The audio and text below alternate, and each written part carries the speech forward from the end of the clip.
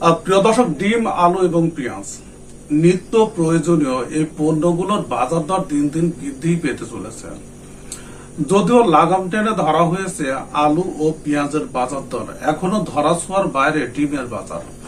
এখন এই ডিমের বাজার দর নিয়ন্ত্রণ করার জন্য সরকার একটি সিদ্ধান্ত নিতে যাচ্ছে, অর্থাৎ ডিম বাইরে থেকে আমদানি করার চেষ্টা করা হচ্ছে এবং সেই সাথে আলু এবং পেঁয়াজ যেন পর্যাপ্ত পরিমাণ, অর্থাৎ এগুলো দেশে উৎপাদিত হয় কিন্তু চাহিদা অনুসারে পর্যাপ্ত না, যার কারণে আমদানি করতে হয় এবং বিভিন্ন বাধ্যবাধকতা, শুল্ক এগুলোর উপর এগুলোর কারণে কিন্তু এই দামটা বৃদ্ধি পায় আমদানি করার কারণে।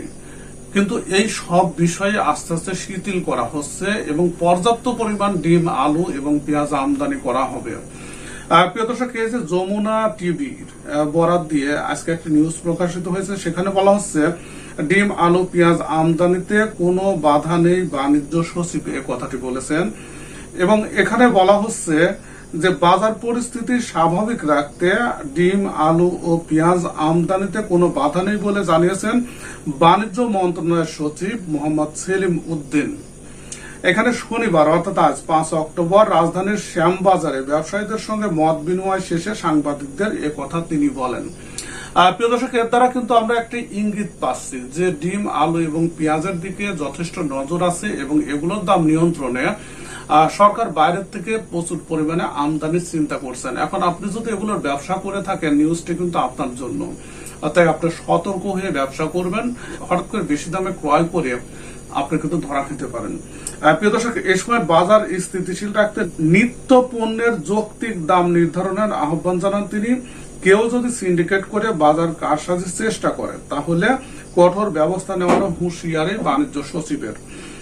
আর ব্যবসায়ীদের পক্ষ থেকে যেটি বলা হয় যে চাহিদার তুলনায় উৎপাদন ঘাটতির কথা জানিয়ে আলু ও পেঁয়াজ আমদানি বন্ধ না রাখার কথা বলা হয়। প্রিয় দর্শক, এছাড়া বলা হচ্ছে যে শ্যামবাজারের আলু ও পেঁয়াজের আড়ত ঘুরে বাজার তদারকি কার্যক্রম পরিদর্শন করেন বাণিজ্য সচিব। প্রিয় দর্শক, তার মানে বাণিজ্য সচিব বাজার ঘুরে যখন দেখলেন যে এগুলোর বাজার দর বৃদ্ধি সাধারণ মানুষের ক্রয় ক্ষমতার বাইরে চলে যাচ্ছে, তখন উনি কিন্তু ব্যবসায়ীদের নিয়ে এই সিদ্ধান্তে আসলেন এবং ব্যবসায়ীরাও কিন্তু এর মত প্রকাশ করেছেন। কারণ চাহিদা যতটুকু সেই পরিমাণ থাকতে হবে, যদি না থাকে তাহলে সেটার ব্যবসাও কিন্তু হবে না। তবে যারা সিন্ডিকেট করে তাদেরকেও কিন্তু এখানে হুমকি দেওয়া হচ্ছে।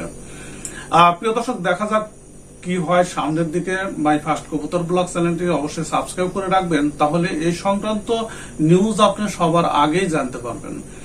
প্রিয় দর্শক, ভিডিওটি দেখার জন্য আপনাদের সবাইকে ধন্যবাদ জানাচ্ছি।